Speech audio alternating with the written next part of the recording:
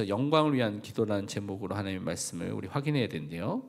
오늘 요한복음 17장은 예수님의 기도가 적혀 있는 성경입니다. 그래서 이것은 대제사장적인 중보 기도다라고 많은 학자들과 목사님들이 정리를 했는데, 이 부분 중에 이제 오늘은 그 앞부분 1절과 5절만 살펴볼 부분인데요. 여러분 성경 전체를 살펴봐도 예수님의 기도에 대해서 이렇게 길게 자세하게 기록한 성경은 요한복음 17장 말고는 제가 알기로는 없습니다. 그래서 이 부분이 예수님께서 어떻게 기도하셨는지, 또 우리가 무엇을 기도해야 되는지에 대한 많은 부분들을 살펴볼 수가 있는 중요한 성경 구절인데, 오늘 본문을 통해서 예수님께서 먼저 영광을 위해서 기도하신 것을 1절에서 5절 우리가 살펴볼 수가 있습니다. 그래서 우리가 하나님께 영광을 돌리는 기도를 먼저 회복하는, 그것을 먼저 오늘 붙잡아야 되겠습니다. 우선 보면 예수님의 기도의 시작을 보면 다른 것부터 기도한 것이 아니라 하나님께 영광을 돌리는 그것을 놓고 먼저 기도하신 것을 여러분 살펴볼 수가 있습니다. 1절에 보니까 이렇게 말씀을 하고 있죠.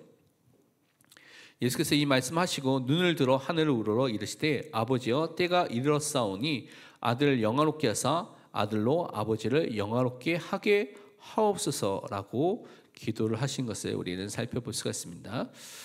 하나님께 영광을 돌리는 기도를 먼저 시작한 것을 살펴볼 수가 있는데, 이 모든 것들이 무엇을 통하여서 시작됐냐면 하나님이 정하신 때, 하나님께서 이미 창세 전에 작정하신 하나님의 계획이 있는 것이죠. 특히 예수님은 다른 것이 아니라 이 땅에 우리를 살리기 위해서 십자가와 부활을 통하여서 우리를 구원하기 위한 이 모든 것들 하나님께서 이미 작정, 계획을 세워놓으신 것입니다. 그래서 이것을 통하여서 예수님 자신과 하나님께 영광이 돌려지도록 기도한 것입니다. 이 사건이 예수님뿐만 아니라 하나님께 영광이 되는 사건이라고 오늘 말씀하면서 그것을 놓고 기도를 하기 시작한 것이죠. 이것은 어떤 기도냐면 분명히 하나님께서 정하신 그 작정과 계획은 반드시 이루어지게 되어 있는데, 바로 그것이 이루어지기 전에 이제 요한복음의 마지막 부분에 예수님께서 십자가에 달리신 내용들이 나오고 있죠. 근데 그 전에 그것을 놓고 기도를 하신 것입니다. 이때를 놓고. 그래서 바로 예수 그리스도의 십자가 그의 부활을 놓고 기도하기 시작한 것입니다. 그래서 아버지 되신 하나님이라고 말하면서 기도한 것이죠. 그래서 우리는 우리 아버지 되신 하나님께 기도하면서 정말 우리가 하나님이 작정하신 것들의 계획을 붙잡고 또 하나님이 어떤 중요한 영광을 돌리는 그 기도를 해야 되는 것을 항상 기억해야 됩니다. 요한복음 12장 23절과 24절은 이렇게 이제 말씀하고 있습니다. 예수께서 대답하여 이르시되 인자가 영광을 얻을 때가 왔도다. 내가 진실로 진실로 너에게 이르노니 한 알의 밀이 땅에 떨어져서 죽지 아니하면 한 알 그대로 있고 죽으면 많은 열매를 맺느니라. 예수님이 죽으심이 가까워오면서 이제 인자의 그때가 가까웠다고 예수님께서 말씀하시고요. 그것을 통해서 자기의 죽으심, 한 알의 밀이 죽는 것처럼 자기의 죽으심에 대한 것들을 계속해서 이제 제자들에게 말씀하신 그 시간표가 오게 된 것입니다. 그런데 이 죽음이라는 것은 많은 사람들이 보기에는 실패처럼 볼 수가 있는데, 하나님께서는 이 죽음과 또한 동시에 부활을 통하여서 예수님께서 죄와 사망과 사탄을 이기셨다는 것을 우리에게 보여주셔서 실패와 수치가 아니라 하나님의 영광과 승리라는 것을 이 십자가 사건을 통해서 우리에게 보여주신 것입니다. 그래서 성자하신 예수님께서 영화롭게 된 것이 이 십자가 사건입니다. 십자가가 그의 영광을 나타낸다라는 것을 여러분 붙잡으시기 바랍니다. 그것을 통하여서 우리는 다른 것이 아닌 이 십자가 부활을 통해서 하나님의 공의와 하나님의 사랑이 함께 나타나서 우리에게 증거되고요, 또 구원의 역사가 일어나기 때문에 그 하나님께만 영광을 돌리는 사람으로 우리를 부르셨습니다. 그래서 로마서 16장 27절의 말씀처럼 우리는 응답을 받아야 되겠습니다. 지혜로우신 하나님께 예수 그리스도로 말미암아 예수 그리스도를 통하여서 영광이 세세 무궁하도록 있을지어다. 아멘. 우리 예수 그리스도를 믿고 바라보고 그 그리스도를 통하여서 또한 하나님께 영광을 돌리는 그 은혜가 우리 삶 속에 항상 나타나야 되겠습니다. 그래서 우리가 꼭 기억해야 될 것이, 우리가 하나님께 영광을 돌릴 존재로 원래 우리를 만드셨죠. 그것이 인간의 창조 목적입니다. 그래서 여러분은 창조한 창조 목적대로, 그 목적대로 여러분이 기도하시는 사람으로 서시길 바랍니다. 그래서 하나님께서 원래 우리를 이렇게 만드셨기 때문에 이 창조 목적대로 기도해야 됩니다. 이사야서 43장 7절에 보니까 이렇게 말씀하셨죠. 내 이름으로 불려지는 모든 자 곧 내가 내 영광을 위하여 창조한 자를 오게 하라. 그를 내가 지었고 그를 내가 만들었느니라. 하나님의 영광을 위해서 여러분이 창조했어요. 그래서 여러분은 여러분 삶을 통하여서, 기도를 통해서 하나님께 영광 돌리는 것이 너무나 자연스럽고 당연한 것입니다. 그런데 죄로 인하여서 여러분이 이제는 하나님의 영광에 참여하지 못하고 하나님께 영광 돌리지 못한 자가 됐던 것이죠. 하지만 하나님의 은혜로 예수 그리스도의 그 대속의 십자가를 통하여서, 그 보혈을 통하여서 우리가 죄 용서함을 받고 하나님께 나아갈 수 있는 하나님의 자녀가 된 이후부터는 기도를 통하여서 하나님께 영광을 돌릴 수 있게 된 것입니다. 그래서 고린도 후서 4장 6절에 이렇게 설명을 하고 있는 것이죠. 어두운 데에 빛이 빛이라 말씀하셨던 그 하나님께서 예수 그리스도의 얼굴에 있는 하나님의 영광을 아는 빛을 우리 마음에 비추셨느니라. 우리 마음에 이 빛이 비춰져서 하나님의 은혜가 임하게 돼서 예수를 그리스도로 하나님의 영광을 아는 그 지혜와 은혜가 임하게 돼서 우리 하나님께 영광을 드리는 사람으로 서게 된 것입니다. 그래서 우리는 항상 기억할 것이 나의 기도 속에 예수님과 같이 하나님께 영광을 돌리는 기도가 있는가라는 부분 한번 여러분 점검해 보시기 바랍니다. 많은 경우는 우리가 우리 소원을 아뢰고 이거 해주세요, 이거 뭐 해결해 주세요라는 그런 기도를 많이 하는데, 정말 우리가 하나님께 영광을 돌리는 기도가 내 기도 속에 있는가라는 부분을 먼저 또한 점검해 봐야 되겠습니다. 그리고 우리는 두 번째로 우리에게 영생을 주시는 그 권세를 가지신 분이 누구냐? 오늘 말씀 보니까 또한 예수 그리스도라고 말하고 있습니다. 그래서 그 그리스도를 여러분이 인격적으로 알아갈 수 있도록 좀 기도를 하고 또 그 은혜 속에 들어가야 되겠습니다. 오늘 2절에 보니까 이렇게 말하고 있죠. 아버지께서 아들에게 주신 모든 사람에게 영생을 주게 하시려고 만민을 다스리는 권세를 아들에게 주셨음이로써이다 라고 말하고 있습니다. 분명히 하나님께서 예정하신 사람, 선택하신 사람들 있죠. 그 예정하신 선택하신 사람들 안에서 그 구원하신, 그들을 구원하시고 살리신 중보자로서 예수님께서 그 사역을 하신 것을 오늘 말씀하고 있습니다.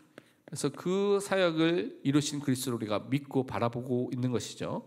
그런데 여러분이 좀 주의해야 할 것이, 여기서 만민을 다스리는 권세를 아들에게 주셨다라고 표현한 것을 여러분 좀 자세히 알 필요가 있는데, 또 주의 깊게 알아야 될 필요가 있는데, 예수님은 성자 하나님이십니다.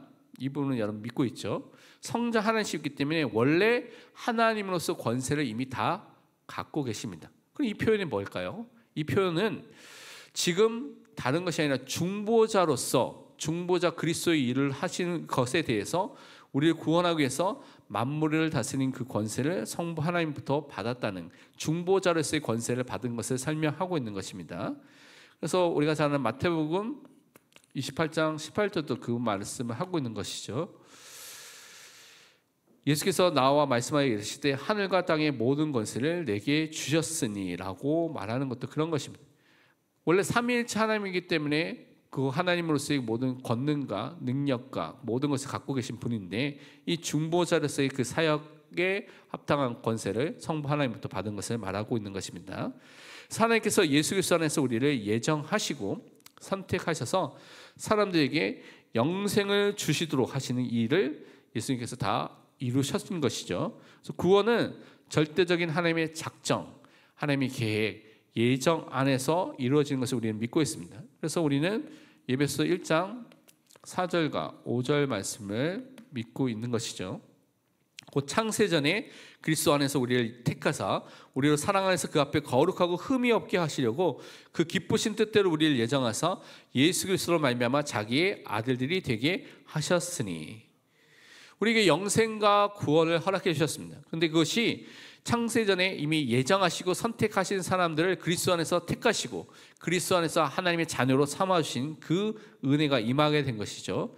그래서 우리는 이 예수 그리스도를 인격적인 또 언약적인 관계 속에서 알아가는, 믿는 그 사람으로 우리를 부르신 것을 항상 붙잡아야 되는 것입니다. 3절 말씀은 이렇게 됐죠. 영생은 그 유일하신 참 하나님과 그가 보내신 자 예수 그리스도를 아는 것이니라 라고 되어 있습니다.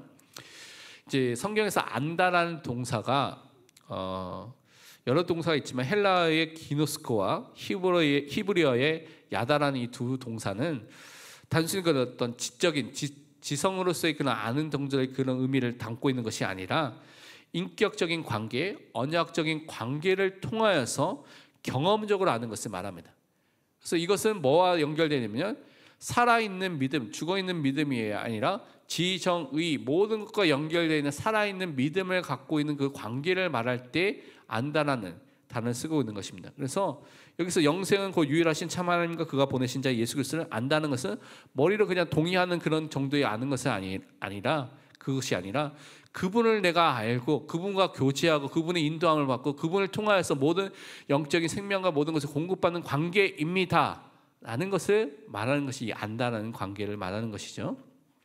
그래서 그런 살아있는 믿음을 갖고 있는 것을 말합니다. 그래서 베드로후서 1장과 2절에서 3절도 이 부분은 이렇게 설명하고 있습니다.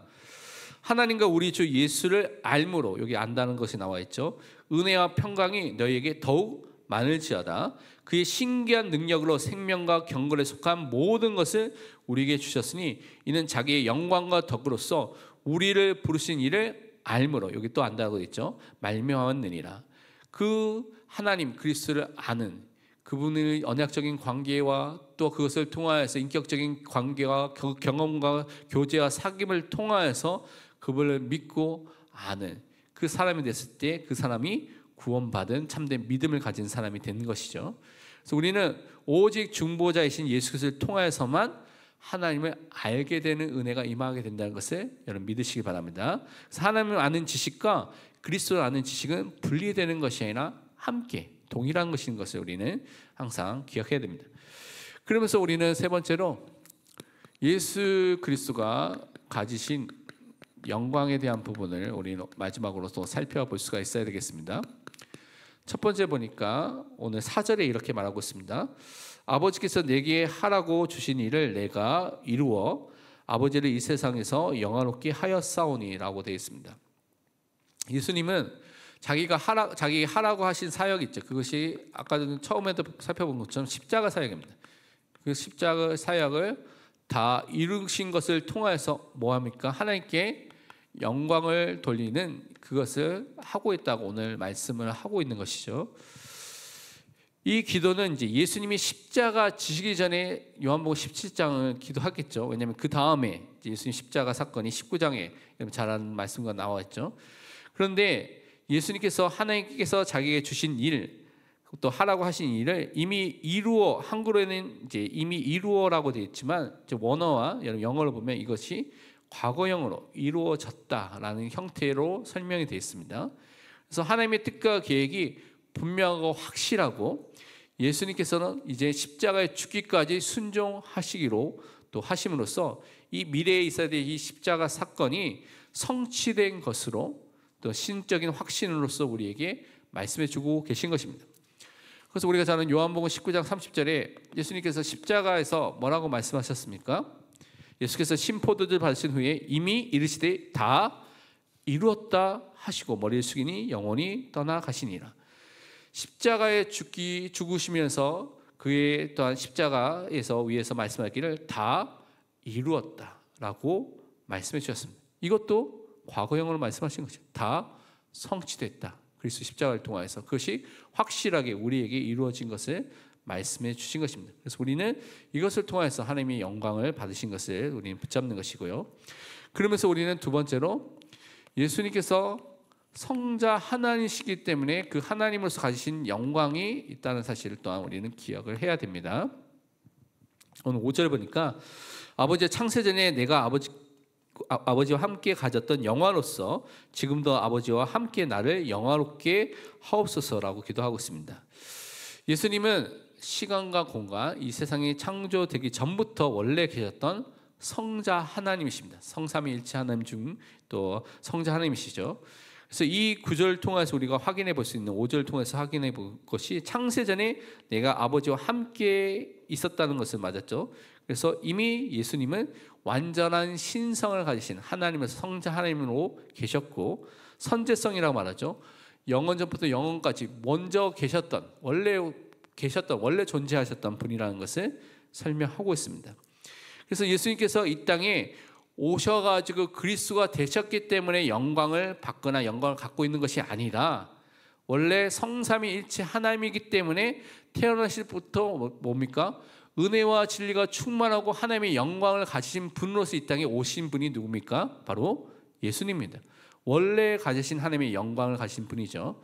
그런데 이 땅에 오셨을 때 그것을 사람들이 보면 안 되니까 잠시 가려졌던 그 자신의 영광을 변화상에서 조금 나타났죠. 제자들이 그거 보고 너무나 놀랐죠. 그런데 지금 십자가 부활을 통해서 중보사역의 완성을 통해서 완전히 드러나도 기도하고 있는 것이 오늘 본문의 말씀입니다.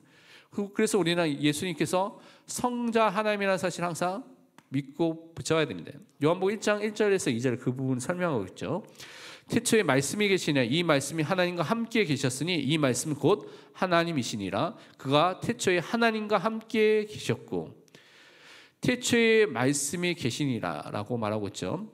선지하신 하나님이죠. 그래서 이 말씀이 하나님과 성부 하나님과 함께 계셨으니 구별되신 하나님으로 존재하셨다는 것이죠. 이 말씀은 곧 하나님이시라. 하나님과 함께 계셨고 동등하신 하나님으로 계셨다는 것을 말하고 있는 말씀 되신 하나님, 성자 하나님 되신 예수님을 우리는 믿고 있는 것입니다. 그분이 가졌던 영광이 그래서 우리의 삶을 통해서 분명히 나타나게 될 줄 믿습니다. 그래서 우리 결론으로 우리는 다른 것이 아니라 하나님께 영광과 찬송을 돌리는 믿음의 사람으로 하나님의 자녀로 하나님의 백성을 항상 살아가야 되겠습니다. 시편 71편 8절에 보면 이렇게 설명하고 우리에게 말씀하고 있습니다. 주를 찬송함과 주께 영광 돌림이 종일토록 내 입에 가득하리이다. 종일토록 하루 종일 하나님을 찬양하고요, 하나님께 영광 돌리는 것이 계속 있었고 넘치도록 있다고 고백을 하고 있는 것이죠. 그렇다면 여러분 오늘 하루를 좀 살펴보시기 바랍니다. 오늘이 이제 아침부터 지금까지 여러분의 입에 가득했던 말이 뭡니까? 뭘 제일 많이 말했을까요? 뭘 제일 많이 말했습니까? 여러분이 하나님을 찬양하고 영광하는 것이 입에 가득하고 넘쳤습니까? 아니면 뭔가 다른 것들이 넘쳤습니까? 그걸 한번 점검해 보시고 정말 하나님께 찬송과 영광을 돌리는 것이 가득한 감사하는 믿음의 산원 서시기를 축원드립니다.